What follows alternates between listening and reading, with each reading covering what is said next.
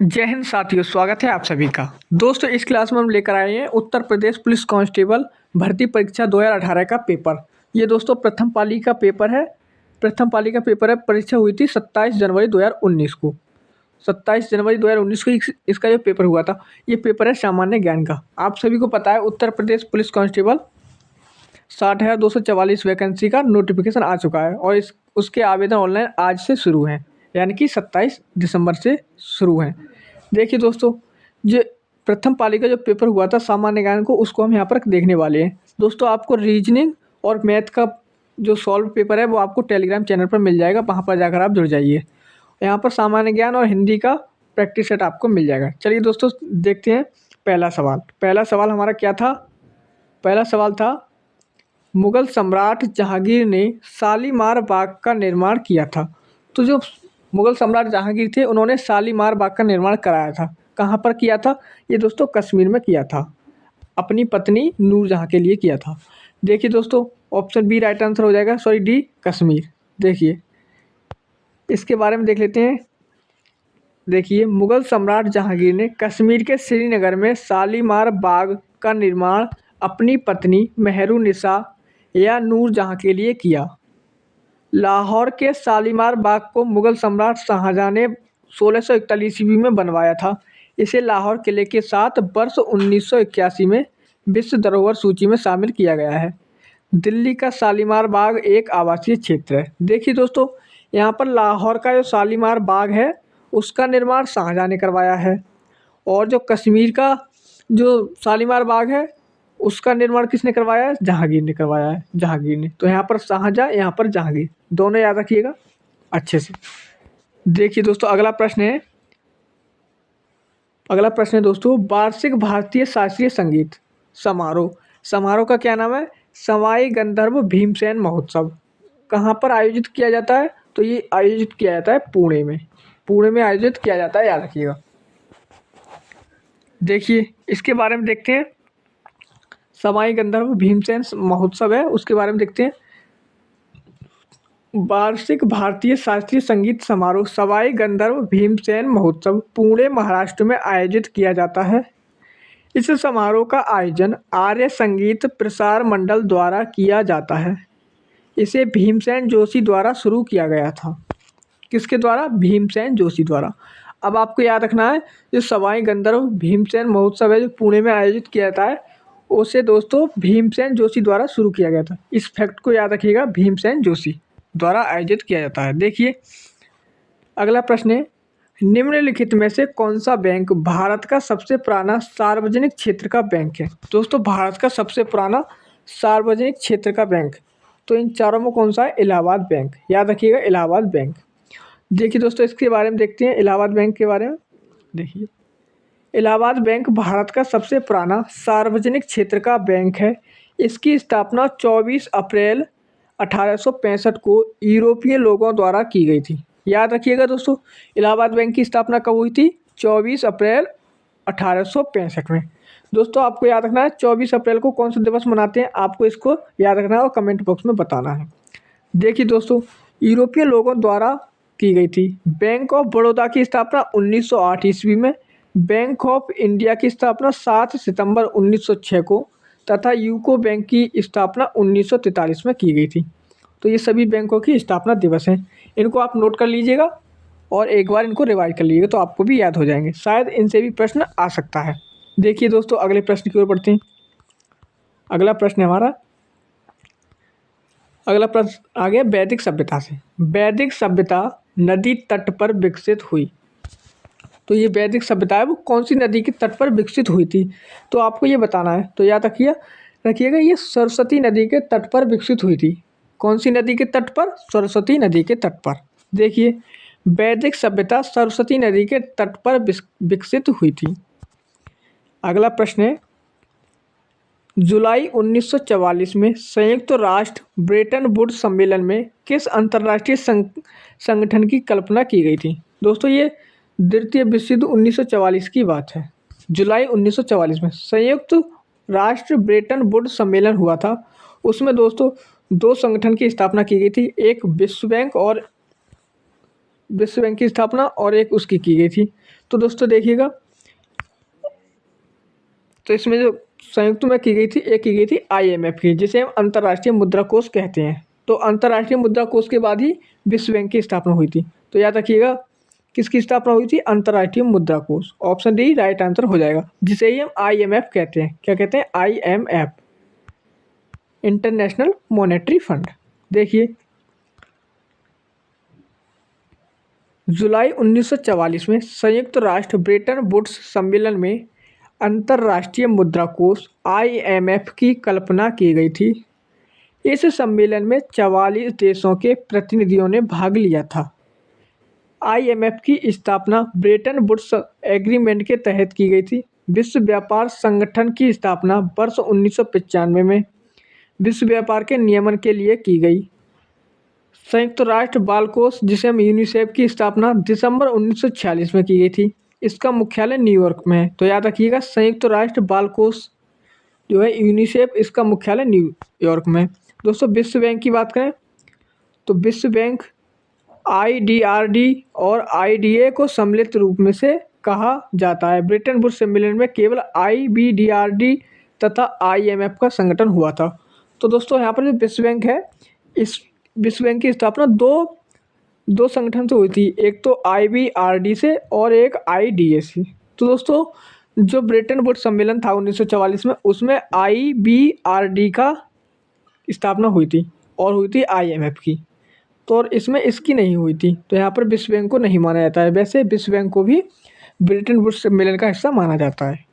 देखिए, अगला प्रश्न है, भारत की पहली इंजन रहित speed train train 18 integral coach factory द्वारा विकसित की गई है। तो ये दोस्तों कौन सी फैक्ट्री द्वारा विकसित की गई है? ट्रेन नंबर 18, ये आपको बताना है। तो याद रखिएगा, ये चेन्नई में विकसित की गई, चेन्नई कोच फैक्ट्री में विकसित की गई है। देखिए, भारत की पहली इंजन रहित speed train train 18 integral coach factory Chennai द्वारा विकसित। इस ट्रेन को मेक इन इंडिया के तहत बनाया गया है। उल्लेखनीय है कि इस ट्रेन का नाम बदलकर वंदे भारत एक्सप्रेस कर दिया गया है। तो याद रखिएगा, अगर आपसे प्रश्न पूछ लिया जाए कि ट्रेन 18 का नाम बदलकर क्या कर दिया गया है, तो वो कर दिया है वंदे भारत एक्सप्रेस। याद रखिएगा दोस्तों, वंदे भारत एक्सप्रेस का पुराना नाम क्या था? ट्रेन 18 इंटीग्रल कोच फैक्ट्री से चेन्नई द्वारा ये विकसित की गई थी। देखिए दोस्तों, अगला प्रश्न है, नवंबर 2018 में भारत ने कौन से देश के साथ $500 मिलियन के सौदे पर हस्ताक्षर किए हैं, जिसमें स्थानीय स्तर पर 2 गोपनीय युद्धपोतों का निर्माण किया जाएगा? तो किसके साथ समझौता किया है? तो ये किया है दोस्तों रूस के साथ। ऑप्शन बी राइट आंसर हो जाएगा,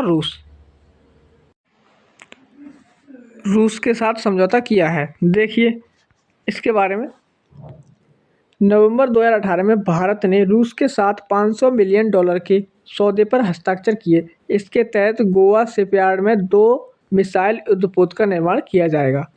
देखिए दोस्तों, अगला प्रश्न है हमारा, सरदार वल्लभ भाई पटेल राष्ट्रीय पुलिस अकादमी SBP NPA के पास स्थित है। तो दोस्तों सरदार वल्लभ भाई पटेल राष्ट्रीय पुलिस अकादमी कहाँ पर स्थित है? तो याद रखिएगा, ये हैदराबाद में स्थित है। कहाँ पर? हैदराबाद। हैदराबाद कहाँ पर स्थित है? तेलंगाना में।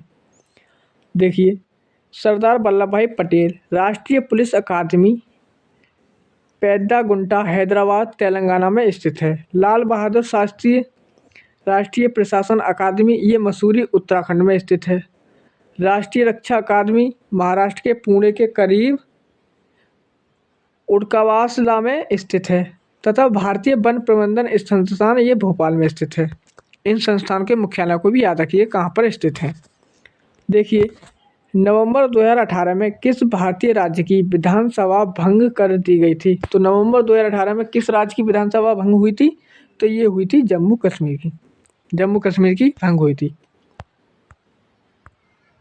देखिए, अगला प्रश्न है, महाधमनी के शीर्ष पर शुरू होती है। दोस्तों महाधमनी ये किसके शीर्ष पर शुरू होती है? तो याद रखिएगा, बायां निलय के शीर्ष पर शुरू होती है। महाधमनी, जिसे हम ओर्टा कहते हैं, महाधमनी मानव शरीर की सबसे बड़ी मुख्य धमनी है। यह हृदय के बाएं निलय के शीर्ष पर शुरू होती है, जिसमें ऑक्सीजन शुद्ध रक्त का प्रभाव होता है। ऑक्सीजन शुद्ध रक्त का प्रभाव होता है महाधमनी में। देखिए अगला प्रश्न है,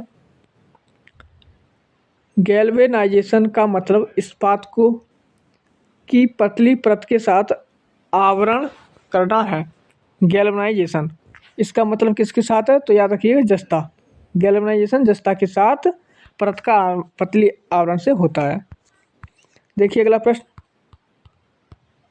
यहाँ पर देखिए अगला प्रश्न देखते हैं। C60 जिसे हम कोबाल्ट कहते हैं, C60 एक अणु है जिसमें के रूप में व्यवस्थित 60 कार्बन परमाणु होते हैं। तो 60 कार्बन परमाणु होते हैं, तो देखिए ये किसके साथ होते हैं 60 कार्बन परमाणु, तो ये होते हैं 12 पंचभुज और 20 षटभुज। ऑप्शन सी यहाँ पर राइट आंसर हो जाएगा, 12 पंचभुज और 20 षटभुज। तो ये दोस्तों कार्बन 60 है। क्या है, कार्बन 60। अगला प्रश्न है दोस्तों, सर्वोत्तम गुणवत्ता वाला कोयला जिसमें 80% से 95% कार्बन होता है वह है। तो सर्वोत्तम गुणवत्ता वाला कोयला दोस्तों, तो याद रखिएगा जो सबसे अच्छा कोयला है तो वो कौन सा होता है, तो वो होता है दोस्तों लिग्नाइट। सॉरी क्या कौन सा होता है, वो होता है anthracite. Option D right answer हो जाएगा यहाँ पर एंथ्रेसाइट। जो एंथ्रासाइट है ये सबसे अच्छा कोयला माना जाता है। देखिए एंथ्रासाइट सर्वोत्तम गुणवत्ता वाला कोयला है जिसमें 80% से 95% कार्बन होता है। पीट कोयले में लगभग 25 से 30% कार्बन होता है। लिग्नाइट कोयले में लगभग 50 से 60% कार्बन होता है। बिटुमिनस में 65 से 85% तक कार्बन होता है। तो सबसे अच्छा कौन सा है, एंथ्रासाइट। याद रखिएगा एंथ्रासाइट सबसे अच्छा कोयला है। देखिए को छोड़कर निम्नलिखित सभी संघनन बहुलक हैं। दोस्तों इसमें से एक ऐसा है जो बहुलक नहीं है और बाकी सब बहुलक हैं। तो इसमें से कौन सा है जो बहुलक नहीं है, तो वो है पॉलीप्रोपिलीन। पॉलीप्रोपिलीन ये दोस्तों बहुलक नहीं है, तो ऑप्शन बी यहाँ पर राइट आंसर हो जाएगा। देखिए पॉलीप्रोपिलीन एक जोड़ बहुलक का उदाहरण है। ये श्रृंखला बहुलीकरण द्वारा निर्मित होते हैं।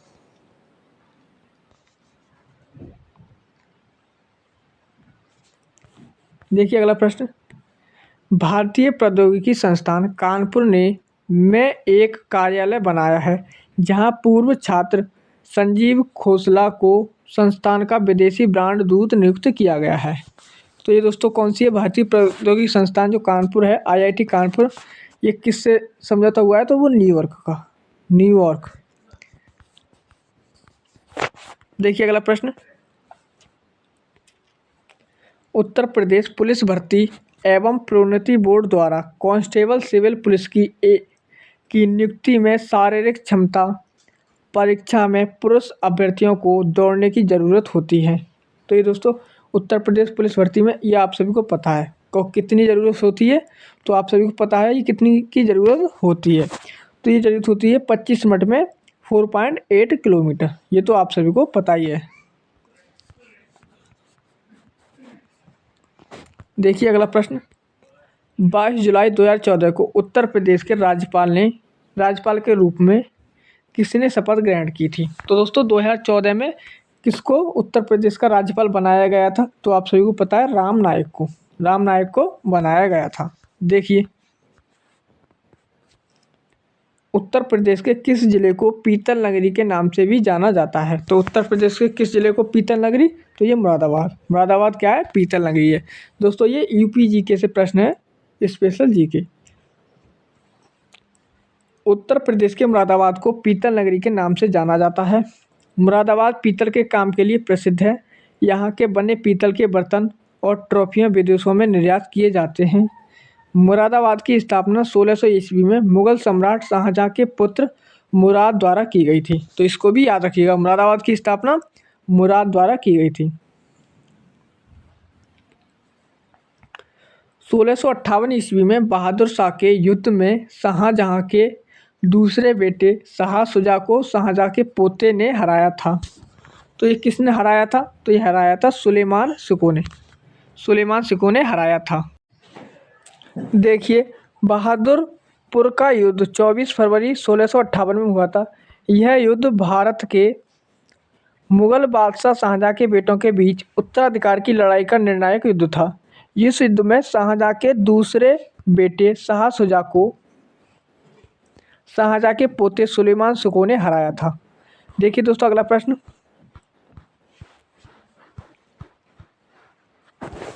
अगला प्रश्न है, फिरोजाबाद में 200 वर्षों से भी अधिक समय से उत्पादन किया जा रहा है। तो फिरोजाबाद में किसका उत्पादन किया जा रहा है 200 वर्षों से पहले से भी? तो याद रखिएगा ये कांच की चूड़ियों का। फिरोजाबाद कांच की चूड़ियों के लिए फेमस है। फिरोजाबाद उत्तर प्रदेश राज्य के आगरा डिवीजन के अंतर्गत एक जिला। यह शहर कांच की चूड़ियों के उत्पादन के लिए प्रसिद्ध है। यहाँ 200 वर्षों से भी अधिक समय से चूड़ियों का उत्पादन किया जा रहा है। देखिए दोस्तों अगला प्रश्न है, कौन सा कथक घराना उस नृत्य शैली के आध्यात्मिक पहलुओं पर अधिक ध्यान देता है? तो कौन सा है जो कौन सा कथक घराना है? तो याद रखिएगा वो घराना है बनारस घराना। ऑप्शन बी राइट आंसर हो जाएगा बनारस घराना। देखिए कथक का बनारस घराना मुख्यतः नटवरी नृत्य के लिए जाना जाता है, जिसमें भगवान कृष्ण की लीलाओं की कथा पर नृत्य अभिनय किया जाता है, जबकि उदयपुर लखनऊ में अन्य नृत्यों और लयों की प्रधानता है। देखिए दोस्तों अगला प्रश्न,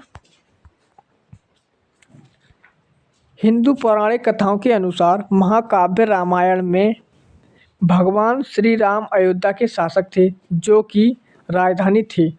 तो हिंदू पौराणिक कथाएं उस महाकाव्य रामायण के अनुसार भगवान श्री राम अयोध्या के शासक थे। तो उसकी राजधानी क्या थी? तो उसकी राजधानी क्या थी? वो थी कौशल। कहते हैं कौशल नरेश, बार बार आपने सुना होगा रामायण में कौशल नरेश, कौशल नरेश। तो ये कौशल थी। हिंदू पौराणिक कथाओं के अनुसार महाकाव्य रामायण में भगवान श्री राम अयोध्या के शासक थे, जो कौशल की राजधानी थी। कौशल प्राचीन 16 महाजनपदों में से एक था। इसकी राजधानी श्रावस्ती थी। हस्तिनापुर मेरठ उत्तर प्रदेश के निकट स्थित है। यह प्राचीनतम कौरवों और पांडवों की राजधानी थी। तो हस्तिनापुर ये दोस्तों कौरवों और पांडवों की राजधानी थी। तो इसको भी याद रखिएगा। देखिए अगला प्रश्न है, किस भारतीय ने अर्थशास्त्र में नोबेल मेमोरियल पुरस्कार जीता है? तो किस भारतीय ने अर्थशास्त्र में नोबेल पुरस्कार जीता है? तो आप सभी को पता है ये किसने जीता है? वो जीता है अमर्त्य सेन ने। याद रखिएगा अमर्त्य सेन ने 1998 में जीता था। देखिए दोस्तों भारतीय अर्थशास्त्री अमर्त्य सेन ने वर्ष 1998 में नोबेल मेमोरियल पुरस्कार जीता था। यह पुरस्कार उन्हें कल्याणकारी अर्थशास्त्र में उनके योगदान के लिए प्रदान किया गया था। सीवी रमन को वर्ष 1930 में प्रकाश के प्रकीर्णन पर उनके उत्कृष्ट कार्य हेतु भौतिकी का नोबेल पुरस्कार प्रदान किया गया था। तो अब आपको ये भी याद रखना है कि अमर्त्य सेन वाला तो पूछ लिया, अब आपसे ये भी पूछ सकता है कि सीवी रमन को कौन सा पुरस्कार मिला है, यानी कि भौतिकी के लिए नोबेल पुरस्कार किसे दिया गया है? तो ये 1930 में सीवी रमन को प्रकाश के प्रकीर्णन के लिए दिया गया था। अगला है दोस्तों, कैलाश सत्यार्थियों को वर्ष 2014 में शांति के क्षेत्र में नोबेल पुरस्कार दिया गया था। इसको भी याद रखना है। हरगोविंद खुराना को 1968 में चिकित्सा का नोबेल पुरस्कार, या फिर कह लेते हैं जो चिकित्सा का नोबेल पुरस्कार उसे दिया गया है, मेडिकल का। देखिए अगला प्रश्न है, भारतीय मुक्केबाज MC मैरी कॉम द्वारा लिखित आत्मकथा शीर्षक क्या है? तो जो मैरी कॉम है, MC मैरी कॉम, उनकी पुस्तक का नाम है Unbreakable. Option B right answer है अनब्रेकेबल। और देखिए दोस्तों अनब्रेकेबल MC मैरी कॉम की पुस्तक है। भारतीय मुक्केबाज MC मैरी कॉम द्वारा लिखित आत्मकथा का शीर्षक है अनब्रेकेबल। प्लेइंग टू विन भारतीय बैडमिंटन खिलाड़ी साइना नेहवाल की आत्मकथा है। प्लेइंग टू विन दोस्तों, प्लेइंग टू विन ये साइना नेहवाल की आत्मकथा और ये बैडमिंटन खिलाड़ी हैं। और इम्परफेक्ट पुस्तक के लेखक कौन है? तो टीम इंडिया के पूर्व खिलाड़ी संजय मांजरेकर, ये दोस्तों इम्परफेक्ट इनकी पुस्तक है। ना होल्डिंग बैक ये दोस्तों वेस्ट इंडीज के पूर्व क्रिकेटर माइकल होल्डिंग की आत्मकथा है। तो इन पुस्तकों को भी याद रखिएगा।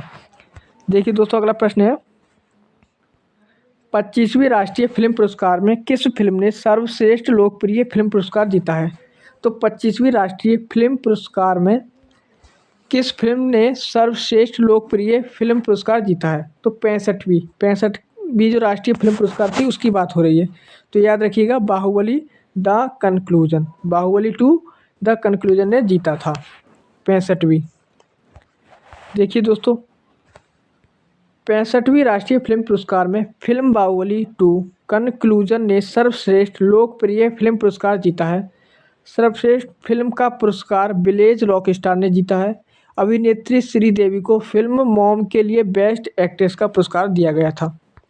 देखिए दोस्तों, अगला प्रश्न है, अर्थशास्त्र विज्ञान के लिए 2018 का नोबेल पुरस्कार विलियम डी नॉर्डहाउस और पॉल एस रोमर को दिया गया था। ये दोनों कहाँ के निवासी थे? तो दोस्तों, 2018 का इसमें नोबेल पुरस्कार पूछ लिया गया था जब जनवरी में ये क्या हुई थी, परीक्षा हुई थी। तो आपको अब क्या करना है, 2023 के नोबेल पुरस्कार को भी याद रखना है। तो 2023 का नोबेल पुरस्कार ये किस किसको मिले हैं उनको भी आप याद कर लीजिएगा। तो ये दोनों कहाँ के थे? संयुक्त राज्य अमेरिका के थे। तो आपको 2023 के नोबेल पुरस्कार याद करने हैं।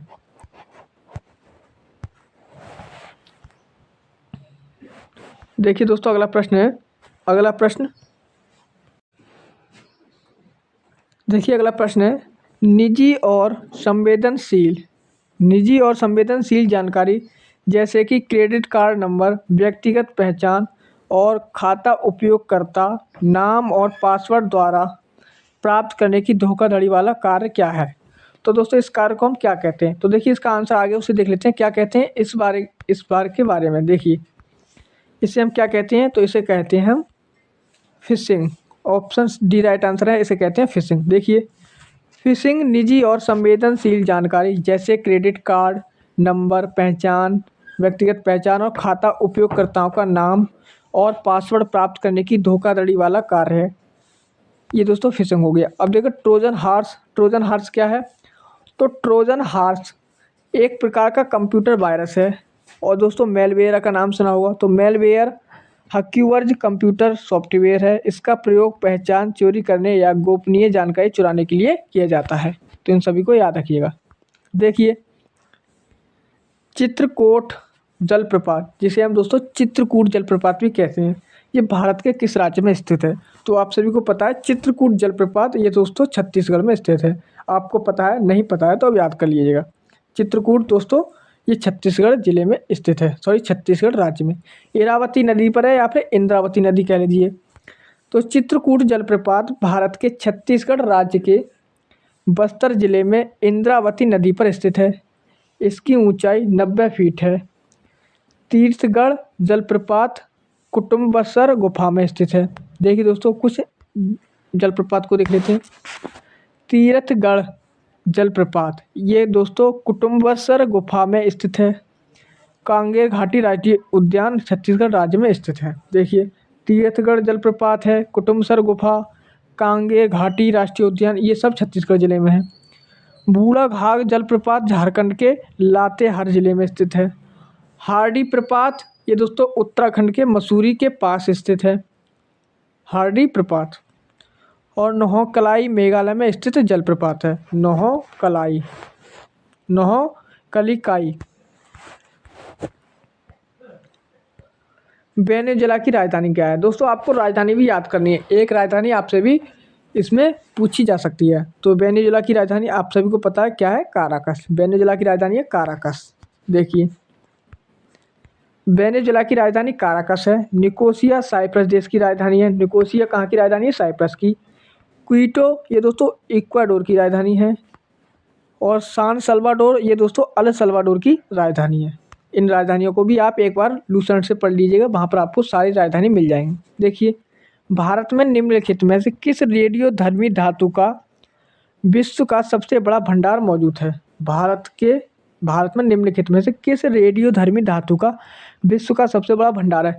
तो दोस्तों, आपको इसको याद रखना है। तो भारत में सबसे बड़ा भंडार है वो है थोरियम का। दोस्तों, थोरियम का ये भंडार है, याद रखिएगा। यह दोस्तों मोनोजाइट मिट्टी में पाई जाती है। केरल में इसका सर्वाधिक भंडार है।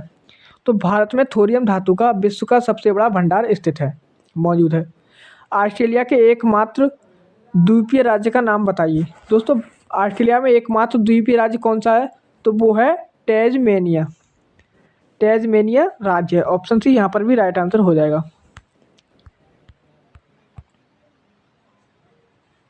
देखिए दोस्तों, निम्नलिखित में से कौन सा शहर गोदावरी नदी के किनारे स्थित नहीं है। दोस्तों कौन सा शहर है जो गोदावरी नदी के किनारे स्थित नहीं है? तो आपको याद रखना है नासिक, ये दोस्तों गोदावरी नदी के तट पर स्थित है नासिक। नवसादरी, ये दोस्तों नवसादरी, ये नवसादरी जो है ये गोदावरी नदी के तट पर नहीं है। नांदेड़ भी स्थित है और निजामाबाद भी स्थित है। तो आंसर क्या हो जाएगा? ऑप्शन बी राइट आंसर यहाँ पर हो जाएगा। देखिए, नासिक, नांदेड़, निजामाबाद तीनों शहर गोदावरी नदी के तट पर स्थित हैं, जबकि नवसारी गुजरात पूर्णा नदी के तट पर स्थित है। तो याद रखिएगा नवसारी ये दोस्तों गुजरात पूर्णा नदी के तट पर स्थित है। अगला प्रश्न है, नीलम संजीव रेड्डी के कार्यकाल के बाद भारत के राष्ट्रपति कौन बने हैं? तो नीलम संजीव रेड्डी के कार्यकाल के बाद जो भारत के राष्ट्रपति हैं वो कौन बने थे? तो बने थे ज्ञानी जैल सिंह। ज्ञानी जैल सिंह को राष्ट्रपति बनाया गया था। देखिए दोस्तों, अगला प्रश्न है, चंद्रगुप्त के पुत्र का नाम बताएं जिन्होंने 298 से 272 ईसा पूर्व के बीच शासन किया और संपूर्ण भारत में साम्राज्य को बढ़ाया था। तो चंद्रगुप्त के पुत्र का नाम बताना है। तो आप सभी को पता है चंद्रगुप्त के पुत्र का नाम का क्या था? उनका नाम था Bindusara. Option C right answer है, बिंदुसार।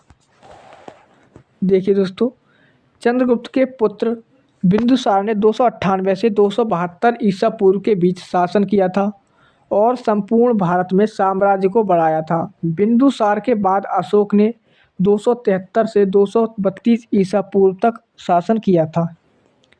हर्षवर्धन ने 606 ईस्वी से 647 ईस्वी थानेश्वर का शासक था। प्रसिद्ध चीनी यात्री हैन संग इसके दरबार में आया था। अनिरुद्ध, देखिए दोस्तों, अनिरुद्ध अथवा अनिरुद्ध हर्यक वंश के शासक उदयन का पुत्र था। वसुदेव कंड वंश का संस्थापक था। यह शुंग वंश के अंतिम शासक देवभूति की हत्या करके मगध की गद्दी पर बैठा था। देखिए दोस्तों, अगला प्रश्न है, मेखेलो चादर यह राज्य की महिलाओं द्वारा पहना जाने वाला पारंपरिक वस्त्र है। मेखेलो चादर, मेखेला चादर कहते हैं यहाँ पर मेखेला चादर। मेखेला चादर ये दोस्तों किस राज्य की महिलाओं द्वारा पहना जाता है? तो ये पहना जाता है असम में। मेखेला चादर ये दोस्तों असम की महिलाओं के द्वारा पहना जाता है। देखिए, मखेला चादर, मखेला चादर असम राज्य की महिलाओं द्वारा पहना जाने वाला पारंपरिक वस्त्र है। चनिया चोली या फिर घाघरा चोली गुजरात की महिलाओं का पारंपरिक वस्त्र है।